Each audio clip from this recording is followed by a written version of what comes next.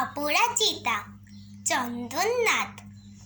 জানো মা, আমি না কবিতা লিখেছি।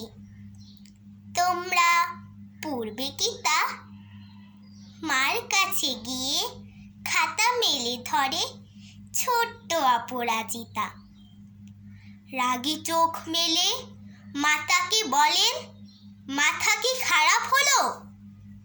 ছাই পাশ সব না লিখে বরং অঙ্কের খাতা খোলো।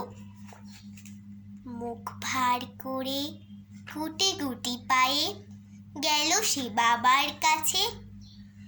কবিতা লিখেছি ও বাবা, তোমার দেখার সময় আছে?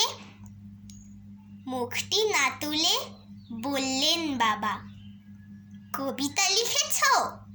বেশ, পূর্ব তো বটেই, আগে খবরের কাগজটা করি শেষ। অগত্যা গেল দিদিটির কাছে, ডাকলো সে, দিদি আয়, দেখ না কেমন ছবিটা এঁকেছি ছোট্ট এ কবিতায়।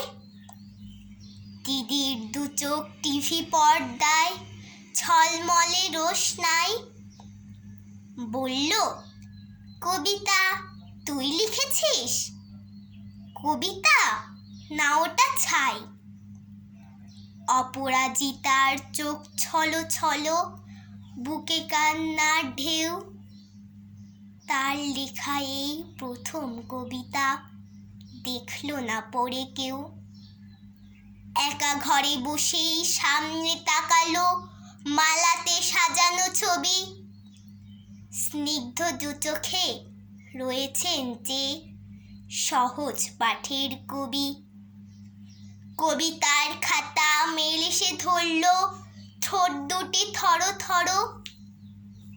বলল, ঠাকুর কেউ না পড়ুক, তুমি কবিতা পড়ো। কি জানি কি করে কি যে হয়ে গেল, সে কথার সাথে সাথে রবি ঠাকুরের মালা থেকে ফুল ছড়ল সে খাতাটিতে। মনে হলো তার সামনে দাঁড়িয়ে বুঝি রবীন্দ্রনাথ। মাথার উপরে রাখলেন তার আদর মাখানো হাত। ধন্যবাদ।